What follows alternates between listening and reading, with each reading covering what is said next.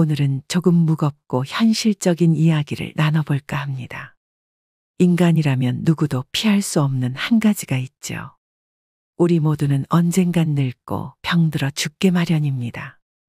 죽음을 떠올리는 것을 금기시하는 우리는 죽음의 맨 얼굴을 애써 보지 않으려 하다가 부모나 배우자, 자식처럼 가까운 사람을 잃고 나서야 허둥지둥 죽음에 관해 생각합니다. 그러나 그것도 잠시, 산 사람은 살아야 한다며 또다시 현재에만 집중하죠. 하지만 우리 대부분은 호스피스 병동의 환자처럼 임종실의 주인공이 될 것입니다. 이처럼 우리 모두는 언젠가 죽음을, 사랑하는 이와의 영원한 이별을 준비해야 합니다. 사실 그보다 더 힘든 것은 죽음의 순간 작별 인사도 하지 못하는 것일 텐데요.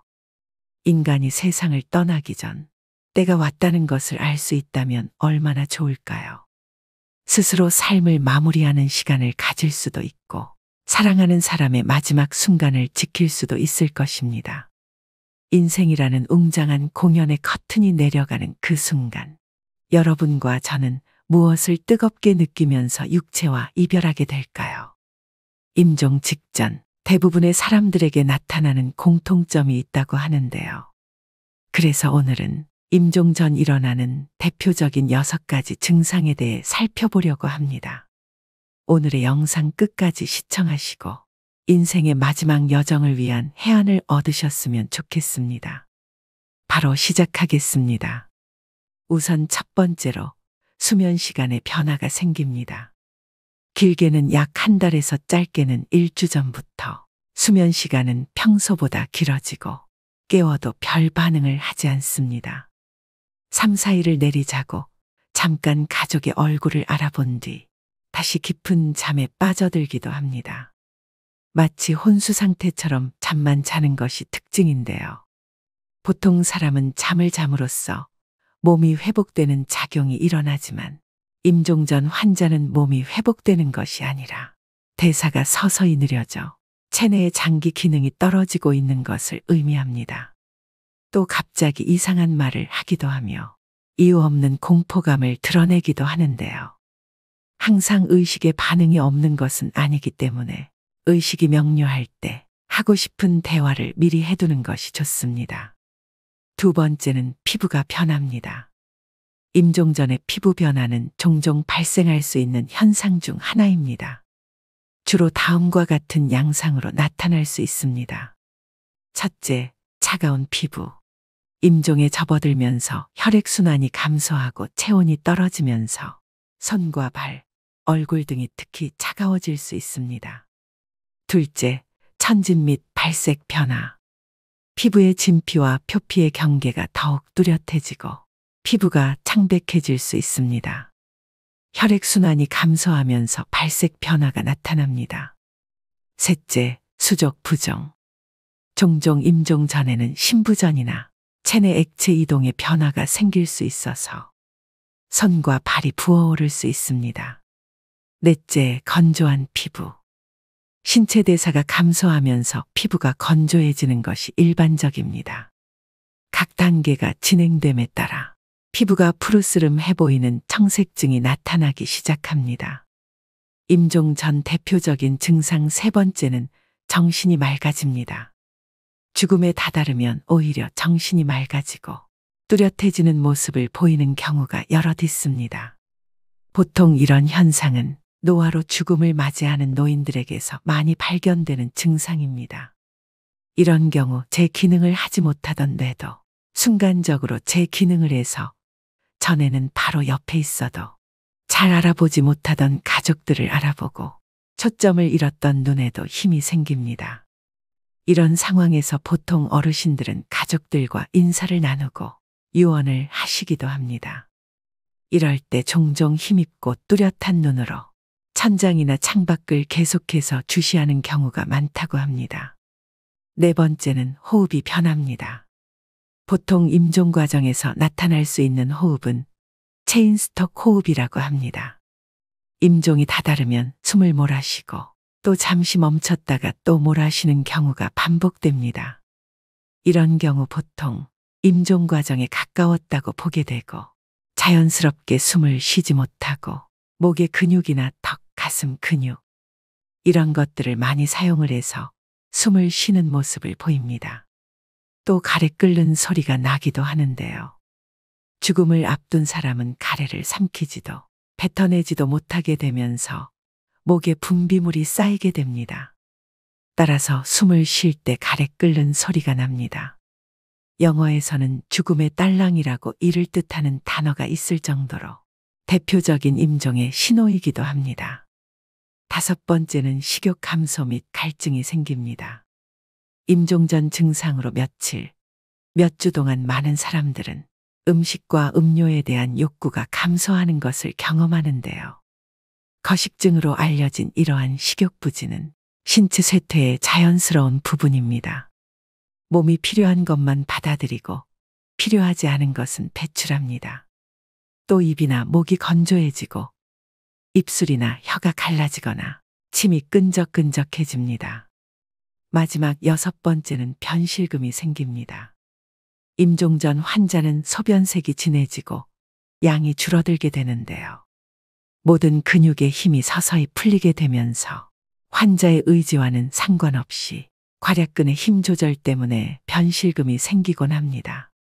임종이 가까워질수록 대변의 양이 많아지고 반대로 혈압은 저하되어 소변의 양은 줄어들게 됩니다.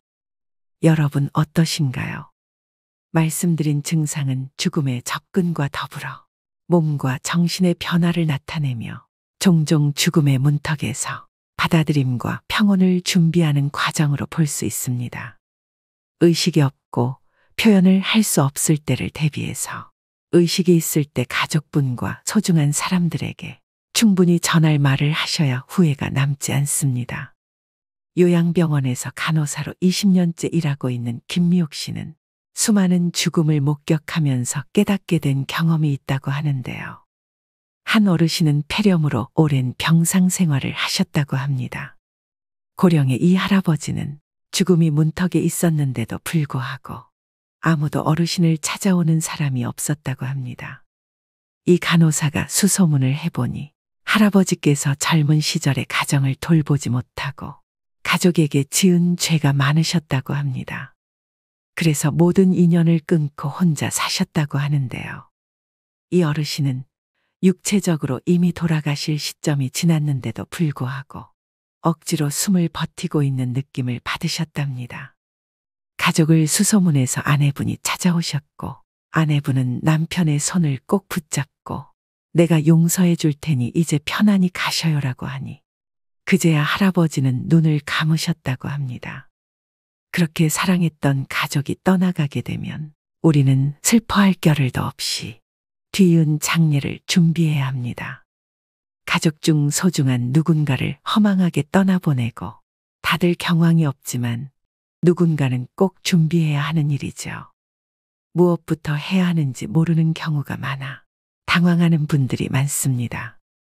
그나마 상조에 가입했으면 가입한 상조에 연락하면 그만이지만 까다롭고 복잡한 장례 절차와 조문객 접대, 막대한 장례 비용은 큰 부담으로 다가옵니다.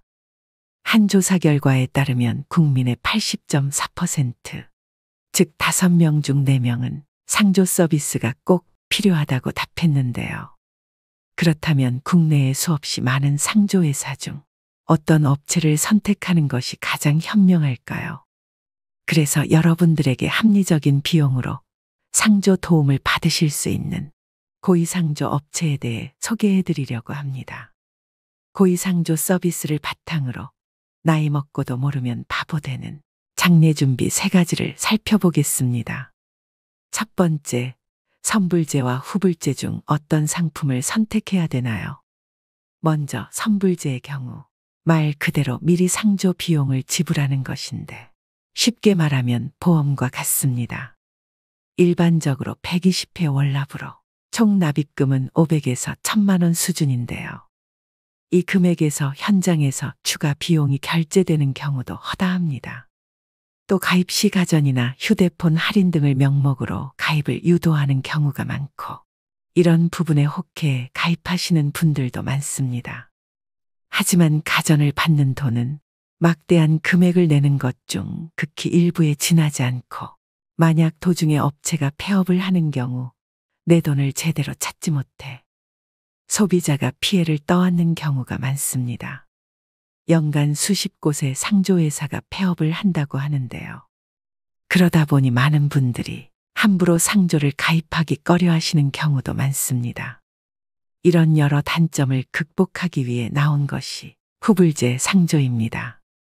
후불제의 경우 낮은 금액대부터 높은 금액대까지 다양하게 갖추어 있어서 가족분들이 예산에 맞춰서 직접 선택하실 수 있는 장점이 있으며 불필요한 상품들을 포함하지 않을 수 있기 때문에 훨씬 합리적으로 비용을 아낄 수 있습니다.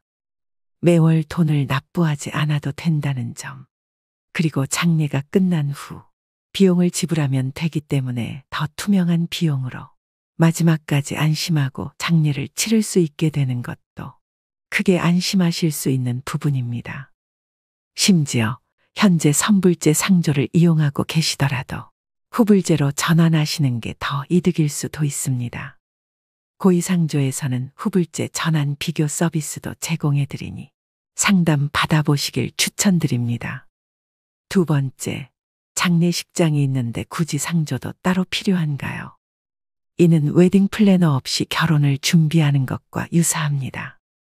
장례식장의 장례지도사는 처음부터 끝까지 책임져 주지 않습니다. 빈소에 1시간에서 2시간 들르고 물품을 파는 역할이 전부입니다. 반면 상조의 장례지도사는 처음부터 끝까지 장례를 책임집니다. 장례 첫날부터 발인날까지, 영부터 유족을 위로하는 순간까지 늘 함께 있습니다. 장례식장을 끼고 장례를 진행하는 것은 물품, 식비 등을 고려하므로 상조보다 기본적인 비용이 더 많이 나오는 것이 보통입니다. 그 이유는 두 가지인데요. 먼저 기본용품의 단가가 높습니다. 상조에서 10만 원 하는 수의가 장례식장에선 기본 40에서 50만 원입니다. 수의 가격만 봐도 벌써 4, 5배 차이가 납니다. 언론에서 많이 보도되듯이 장례식장에서의 유골함 가격은 정말 부르는 게 값입니다. 또 식비를 관리해주는 상조와 달리 식비가 많이 나올수록 장례식장 측의 이득이므로 추가 비용도 수십만 원을 훌쩍 넘기게 됩니다. 유족들이 경황이 없다 보니 물품 선택을 하실 때 정확한 판단을 못 하시게 됩니다. 그런 리스크를 없애는 게 바로 상조인 것이죠. 마지막 세 번째는 정직하고 합리적인 상조업체 고르는 방법입니다. 결론적으로 정직하고 합리적인 후불제 상조에 맡기는 것이 답인데요. 다만 국내에 수없이 많은 상조업체 중 어느 업체가 믿고 맡길 만한지 판단하기가 어렵습니다. 현명하게 상조업체 고르는 방법 첫 번째는 가격 정찰제를 활용하고 있는가. 장례용품 강매와 노잣돈 및 수고비 강요 등 추가적인 결제를 유도하지 않는 것이 매우 중요합니다. 많은 업체들이 최저가를 표방하고 유인한 뒤에 추가 비용 결제를 유도하는 방식을 사용합니다. 고위상조는 합리적인 비용으로 구성되어 있는데요. 가족장이 259만 원, 무빈소장 159만 원, 일반장 359만 원으로 이용하실 수 있습니다. 둘째, 미사용 품목을 공제하고 있는가. 고위상조는 권리 포기로 간주한다, 다른 품목으로 대체 제공한다는 등의 부정적인 관행을 따르지 않습니다. 하지만 많은 업체들이 품목들을 사용하지 않았음에도 공제하지 않고 있는 것이 현실입니다. 셋째, 친절한 서비스를 제공하는가. 당연한 말이지만 상조의 하청의 재하청 구조 등으로 비싼 비용을 지불하고도 소비자의 당연한 권리인 친절한 서비스가 제공되지 못하는 경우가 빈번합니다. 고위상조는 24시간 직영상담센터 운영과 엄격히 선발된 장례지도사를 통한 친절한 서비스 제공이 고객 만족의 최우선입니다. 나이 들수록 모르면 바보 되는 장례준비 3가지에 대해 말씀드렸습니다. 이처럼 알면 알수록 꼭 필요한 게 상조라고 생각되는데요. 상조 서비스와 함께라면 전문가의 도움으로 온전히 애도에 집중할 수 있어 심적 부담감을 덜고 목돈이 필요한 장례를 물가 인상에도 변동 없는 금액으로 치를 수 있어 경제적 부담감을 덜 수 있습니다. 가족의 죽음은 슬프지만 누군가는 꼭 준비해야 되는 일입니다. 합리적인 고의상조를 통해서 사전에 장례 준비를 해놓는 것은 조금 더 현명하게 사랑하는 사람을 편안히 보내드리는 길일 것입니다. 전화 상담도 가능하니 필요하신 분들을 위해 전화번호를 남겨드립니다. 고의상조 1666-9784입니다. 가장 건강할 때 자신의 죽음과 사랑하는 가족의 죽음을 준비해 두면 남은 인생은 선물처럼 주어지고 노후를 더욱 활기차고 평온하게 살아갈 수 있을 것입니다. 오늘의 영상 어떠셨나요? 잘 죽으려면 잘 살아야 한다는 말이 있습니다. 그렇다면 잘 산다는 말은 무엇일까요? 용서를 빌어야 하는데 빌지 못했던 잘못들, 옆에 있는 사람에게 잘해주지 못한 것에 대한 마음이라고 마지막 순간에서 대부분의 사람들은 그렇게 말합니다. 모든 죽음은 슬픕니다. 하지만 슬픔 속에서 떠나더라도 우리는 죽음 직전까지 행복해야 합니다. 우리가 소중하게 간직해야 할 기억은 죽음이라는 끝맺음이 아니라 죽기 전까지 행복하게 살았던 시간입니다. 글을 쓸 때 첫 문장보다 마지막 문장을 먼저 생각하면 좋습니다. 마지막 문장을 생각한 뒤 글을 써나가면 흐름의 일관성이 생기고 글 전체가 한 호흡으로 연결되기 때문인데요. 인생도 글쓰기와 다르지 않습니다. 자신의 마지막을 응시하는 것은 삶의 일관성을 부여하는 일입니다. 살다 보면 순간순간 중요한 갈림길에 서게 됩니다. 그때마다 자신의 마지막을 상상하며 후회하지 않을 선택을 한다면 인생의 중요한 것을 놓치지 않고 살아갈 수 있습니다. 여러분 모두 후회가 남지 않는 행복한 노후를 보내셨으면 좋겠습니다. 마지막으로 인생에 대한 좋은 글 읽어드리면서 오늘의 영상 마무리하겠습니다. 무엇이 삶이고 무엇이 늙음이고 무엇이 죽음인가? 현재의 행복에 최선을 다함이 삶이요. 이러한 삶이 오래되어 편해짐이 늙음이요.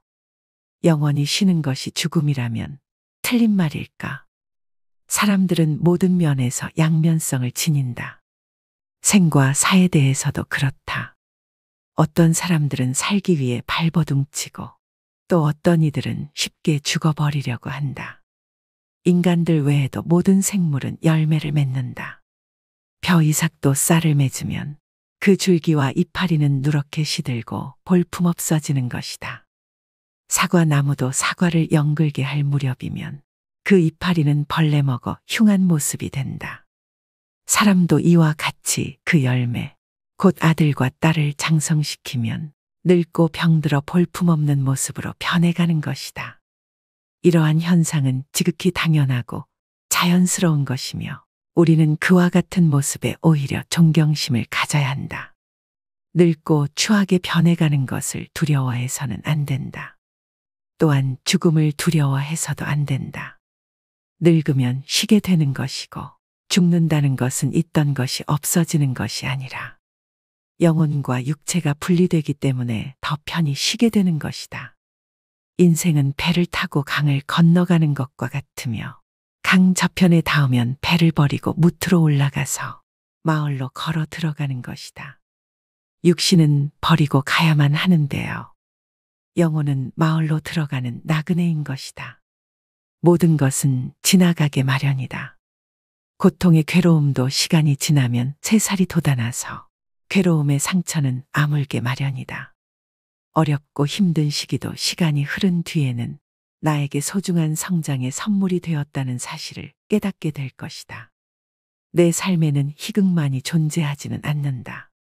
희극과 비극이 늘 함께 공존한다. 나는 그것들과 함께 동행하면서 내 삶을 아름답게 꽃피우다. 때가 되면 소리 없이 지고 싶다. 오늘도 노후의 지혜와 함께 해주셔서 감사드립니다. 황금빛으로 무르익어가는 여러분의 지혜로운 인생을 언제나 응원합니다.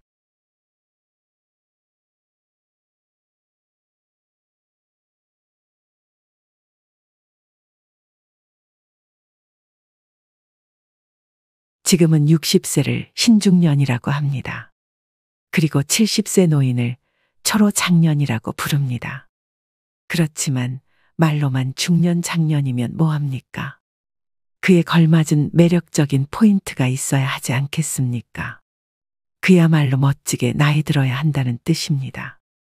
얼마 전 아주 유쾌한 모임에 참석하게 되었습니다. 지인의 초대로 함께한 자리의 장은 80대가 넘은 분으로 걸음걸이가 단정하고 앉은 모습도 흐트러지지 않았으며 참석자들이 올 때마다 애정어린 인사로 반겨주었습니다. 모임 내내 그분은 상대가 가진 좋은 점을 칭찬하며 서로에게 도움이 되는 조언을 하셨죠. 식당의 주인에게도 위트 넘치게 대하였으며 마지막에는 조용히 밥값까지 자신의 카드로 지불했습니다. 한 번도 염색하지 않으셨다는 머리는 화이트와 그레이가 어울려 더욱 단정한 모습을 보이셨고 하얀 셔츠에 자켓 차림은 꽤 멋있는 옷차림이었습니다. 10명이 모여 식사를 하였는데 모임이 파하고 집에 돌아와도 유쾌한 기분이 내내 들었습니다. 아름다운 노년의 전형을 보게 된 것 같아 앞으로의 지향점도 생기기도 해서 좋은 기분이 들었는데요. 우리가 흔히 매력이 있다고 하면 용모가 멋지고 아름다운 젊은이들을 떠올리기 쉽지만 나이 든 분들의 매력은 경륜까지 더해져 훨씬 깊이가 있다는 것을 깨닫게 된 좋은 경험이었습니다. 여러분은 이 노신사를 보고 어떤 생각이 드시나요? 우리는 늙는 것이 아니라 익어가는 것이라 했습니다.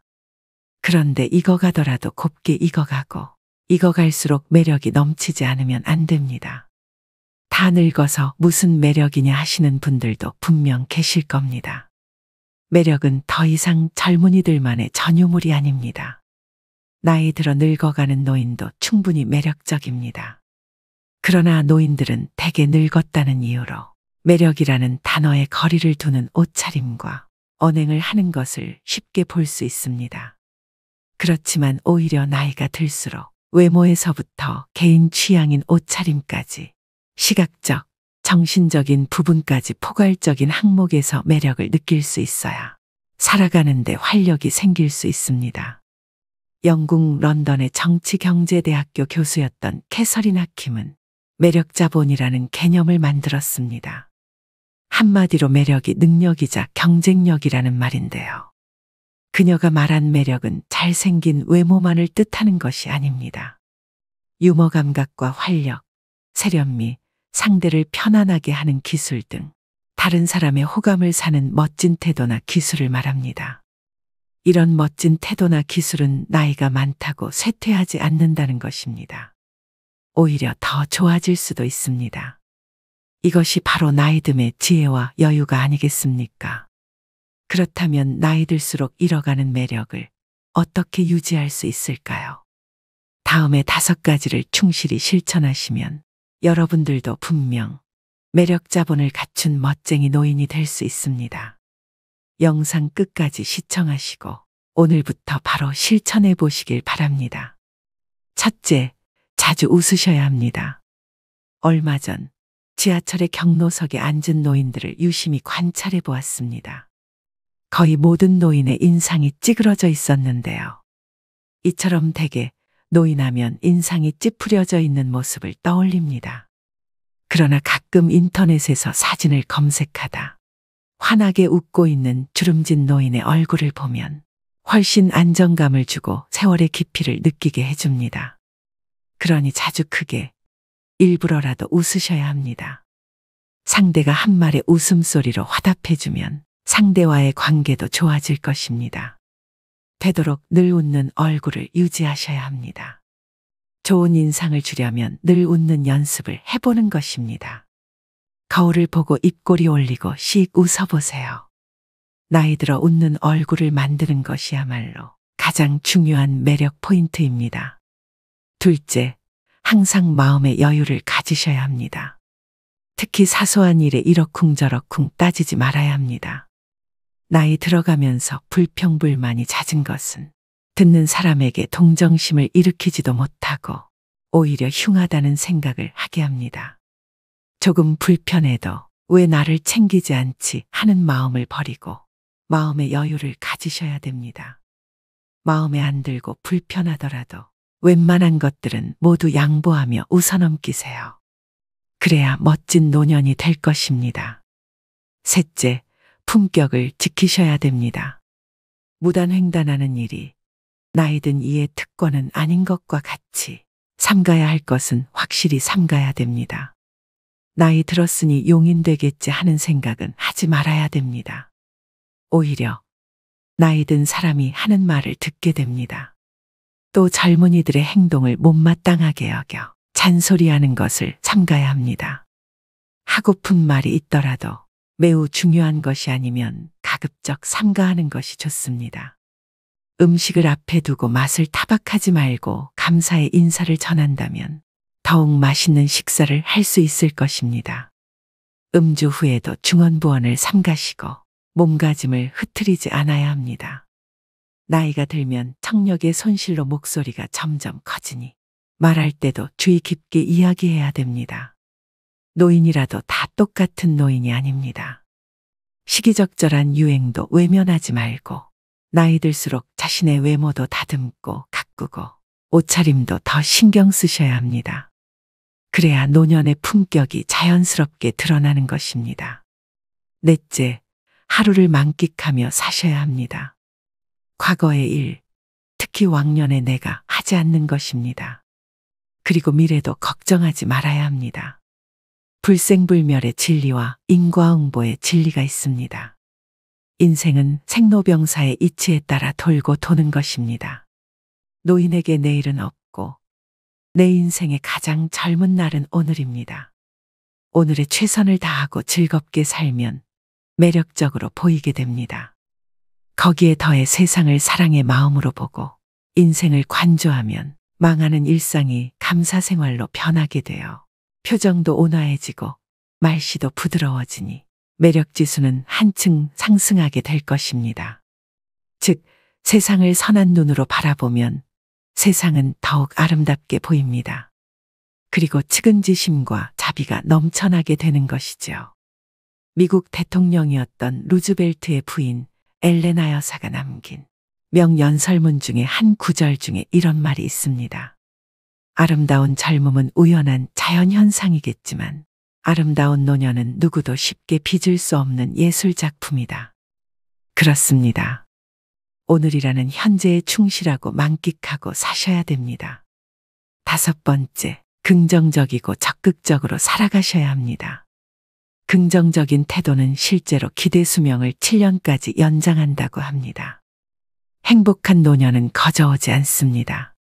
건강하고 행복한 80세는 수십 년 전부터 차곡차곡 쌓아올린 노력의 결과물입니다. 이제 부정적인 모든 것은 지우는 것입니다. 자신의 익어감을 편안히 순리대로 받아들이는 것이 훨씬 더 평안하고 매력적이며 중후한 멋을 풍기게 되는 것이 아닐까요? 그리고 조금은 바보같이, 조금은 믿으며 사는 것입니다. 베푸고 사는 것이 당장은 손해라는 생각이 들 수 있지만 오히려 멀리 보면 큰 이익으로 돌아옵니다. 베푸는 것에는 세 가지가 있습니다. 정신, 육체, 물질 세 방면이 있는데요. 재물이 있으면 재물로, 재물이 없으면 힘으로 도울 수 있는 방법을 찾아야 합니다. 어떤 조직에서라도 책임이 맡겨지면 망설임 없이 몸을 던져 정열적으로 책임을 완수하는 것입니다. 여러분 어떠신가요? 어떻게 늙어갈 것인가는 모든 노인들의 화두일 것입니다. 사람이 각기 살아온 역사가 다른 것처럼 늙는 것도 각자 다를 수밖에 없습니다. 품위를 지키며 보람차고 아름답게 늙는 사람이 있는가 하면 그렇지 못한 경우도 있습니다. 멋지거나 추하거나 또 행복하거나 불행한 노년이 되는 것은 모두 자신의 책임입니다. 우리는 모두 살아온 궤적이 다릅니다. 모든 노년이 즐거움과 행복을 같이 누릴 수 없는 것이 당연하죠. 나이듦은 누구에게나 찾아오는 그리 반갑지 않은 손님입니다. 하지만 그 손님과 어떻게 공존하며 살아갈 것인지는 여러분의 선택과 태도에 달려 있습니다. 즉, 노력 여하에 따라서 아름답고 행복하게 늙어갈 수는 있습니다. 올해 여러분은 어떤 모습으로 나이 들어가기를 기대하고 계신가요? 그리고 여러분의 행복한 노후를 위해 어떤 노력을 기울이고자 하시나요? 이것을 지키지 않으면 땅을 치고 후회한다고 하는데요. 행복한 노후를 위한 원칙 5가지를 말씀드리겠습니다. 첫 번째는 더 이상 잃지 않는 것이 기본입니다. 어느 자산관리사는 어르신들께는 주식이나 펀드를 절대로 권하지 않는다고 합니다. 돈이 불어날 때는 좋아하시지만 팔지 못하고 나중에 손해를 입게 되면 괴로움이 이만저만이 아니라는 것인데요. 젊은이들은 다시 벌어서 메우면 된다고 생각하고 털어버리지만 어르신들은 다시 복구할 수 없다는 절망에 사로잡혀 일상이 무너지게 됩니다. 앞으로 일을 해서 돈을 벌 수 없고 모아놓은 돈을 가지고 죽을 때까지 생활해야 한다는 불안에 사로잡히게 되면 어딘가에 투자를 해야 될 것만 같기도 합니다. 그러다 보면 누가 뭐를 해서 돈을 많이 벌었다는 소위 카더라 이야기에 넘어가게 되어 노후 자금을 몰빵했다가 전 재산을 잃기도 합니다. 건강도 마찬가지입니다. 사람들은 좋은 것을 먹고 몸에 좋은 것을 함으로써 더 건강해지고자 노력하는데요. 고혈압이나 당뇨병, 고지혈증 같은 만성 질환에 걸렸을 때는 꾸준히 처방약을 복용해서 현재의 건강을 유지하는 것이 우선입니다. 검증받지 못한 건강식품이나 민간요법에 기대다 보면 현재의 건강도 지키지 못하고 후유증에 시달리게 될 수 있습니다. 두 번째는 자식은 없는 셈 쳐야 됩니다. 불안장애나 우울증으로 병원을 찾는 어르신 중에 상당수는 자식 문제로 스트레스를 받다 병이 생긴 분들이라고 합니다. 자식의 이혼, 범죄, 사업 실패 등 자녀를 걱정하는 주제도 가지각색입니다. 재산이라도 조금 있으면 자식들은 마치 부모가 일찍 죽기를 바라듯이 유산을 놓고 다투기도 합니다. 또 자식에게 물심양면으로 도움을 주다가 고생하는 어르신들도 적지 않은데요. 하지만 막상 부모가 어려움에 처했을 땐 자식은 나 몰라라 하는 경우가 부지기수입니다. 그렇게 자식으로부터 외면받고 마음고생하는 어르신들을 주변에서 흔히 볼 수 있죠. 경제적으로 자립하지 못했다고 해서 계속 퍼주면 내 노후가 먼저 무너지게 됩니다. 나이 들수록 자식과 부모 관계는 서로를 너무 많이 의존해서는 안 됩니다. 그래야만 정신적으로 건강한 노후 생활을 할 수 있는 것이죠. 자식에 대해서 신경 쓸 시간의 절반이라도 내 옆에 있는 배우자에게 서로 신경 쓰고 아껴주면 더 행복한 말년을 보낼 수 있을 것입니다. 세 번째는 새로운 관계를 만드셔야 됩니다. 나이가 들수록 고립되어 지내게 됩니다. 알고 지내던 사람들도 하나둘씩 건강상의 이유로 밖에 나가지 못하게 되는데요. 그 중에는 안타까운 병이나 사고로 죽어가는 이도 있습니다. 사회적 고립과 우울증을 예방하기 위해 지속적으로 사회 활동을 하고 마음 맞는 사람들과 꾸준히 만나면서 소통하는 것이 중요합니다. 여러분은 나이 들수록 제일 두려운 게 무엇인가요? 아마 대부분의 분들이 치매가 걱정된다고 말씀하실 텐데요. 우울증은 치매의 원인 중 하나라고 합니다. 그만큼 노후의 정신 건강을 위해서는 외로움, 고립감을 극복하시는 게 가장 중요합니다. 친구를 사귀기 위해서는 사람들이 있는 장소에 가야 합니다.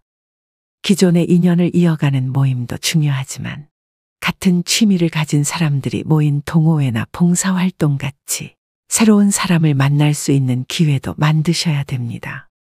혼자 되는 것이 두려워 마음이 맞지 않는 사람과 계속 인연을 유지하시는 분들이 있습니다.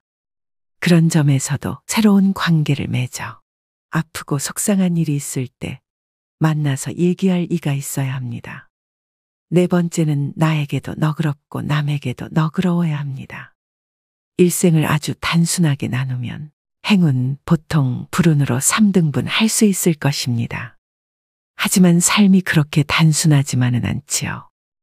행운과 보통의 경계선에 위치한 일이 발생하는 경우 누구는 행운으로 받아들이고 누구는 보통으로 받아들입니다. 즉, 삶을 어떻게 대하느냐에 따라 달라집니다.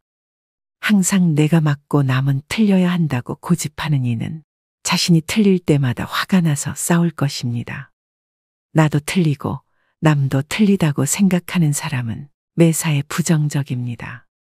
남편도 마음에 안 들고 자식도 마음에 안 들고 직장도 마음에 안 들고 나라도 마음에 안 듭니다.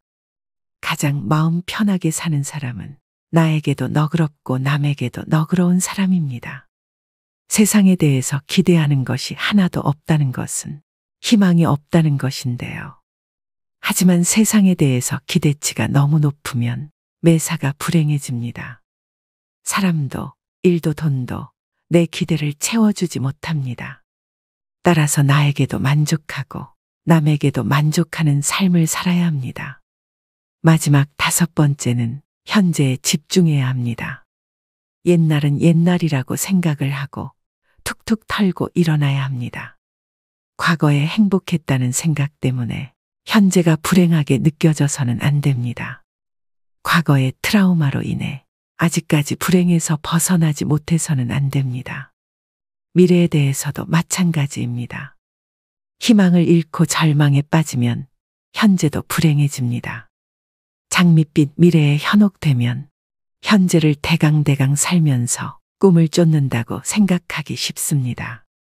과거의 잘못을 돌이켜보면서 같은 실수를 되풀이하지 말아야 한다는 점에서 과거 역시 무시해서도 안 되겠죠. 미래에 대한 희망도 필요하고 미래에 대한 걱정도 필요합니다. 하지만 삶의 중심은 언제나 현재여야만 한다는 것을 명심하셔야 됩니다. 행복하고 건강한 노년을 위한 필수 원칙 5가지를 말씀드렸는데요. 사람들은 살다 보면 흔히 지금보다 더 나빠질 게 없다는 말을 하곤 합니다. 하지만 과거가 현재가 되고 현재가 미래가 됩니다. 최악의 시점이라고 생각이 들던 과거의 한때도 지금 돌이켜보면 그때가 지금보다는 나았다는 생각이 들 수 있을 텐데요. 60살이 되면 50살이었을 때를 생각하면서 그때는 좋았다고 여기고 80살이 되면 70살이었을 때가 좋았다 여기기 마련입니다. 그렇기 때문에 나이 들어서도 매 순간 계속해서 좋은 추억을 만드는 것이 중요합니다. 젊었을 때의 추억만이 나이 들어 힘이 되는 것이 아닙니다. 누구나 100살까지 살 수 있는 세상에서 나이 들어서 만들어진 좋은 추억도 훌륭한 인생 미천이 됩니다. 마지막으로 노후철의 명심보감을 들려드리면서 오늘의 영상 마무리하겠습니다. 부르는 데가 있거든 무조건 달려가라. 불러도 안 나가면 다음부터는 부르지도 않는다. 아내와 말싸움이 되거든 무조건 져라.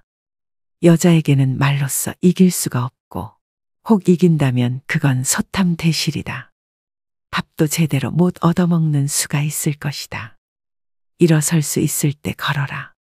걷기를 게을리하면 일어서지도 못하게 되는 날이 생각보다 일찍 찾아올 것이다. 남의 경조사에 나갈 때는 제일 좋은 옷으로 차려입고 나가라. 내 차림새는 나를 위한 뽐냄이 아니라 남을 위한 배려다. 더 나이 먹기 전에 아내가 말리는 것 말고는 뭐든지 시작해보라. 일생 중에 지금이 가장 젊은 때다. 옷은 좋은 것부터 입고 말은 좋은 말부터 하라. 좋은 것만 하여도 할 수 있는 날이 얼마 남지 않았다. 누구든지 도움을 청하거든 무조건 도와라. 나 같은 사람에게 도움을 청하는 사람이 있다는 것을 감사히 생각하자. 안 좋은 일을 당했을 때는 이만하길 다행이다 하고 믿었던 사람에게 배신당했다면 오죽하면 그랬을까 하고 젊은 사람에게 무시를 당했으면 그러려니 하고 살자. 범사에 감사하며 살자. 적어도 3가지는 감사해야 한다. 나를 낳아서 키워준 부모에게, 이날까지 밥 먹고 살게 해준 직장에, 한평생 내조하느라 고생한 아내에게 감사하자. 이 세 가지에도 감사함을 모른다면 사람의 도리가 아니다. 나이 들었어도 인기를 바란다면 입은 닫고 지갑은 열어라. 자식에게 용돈 주고 후배들에게는 가끔 한턱을 쏘고 아내와는 외식을 자주 하라. 어떤 경우에라도 즐겁게 살자. 현실의 고통도 지나고 보면 아무것도 아니다. 보고 싶은 사람은 미루지 말고 연락을 해서 약속을 잡아 만나라. 내일 죽는다고 생각하자. 오직 한 번뿐인 인생살이 순간을 소중하게 여기고 만나는 인연마다 귀하게 여기자. 오늘도 노후의 지혜와 함께 해주셔서 감사드립니다. 황금빛으로 무르익어가는 여러분의 지혜로운 인생을 언제나 응원합니다.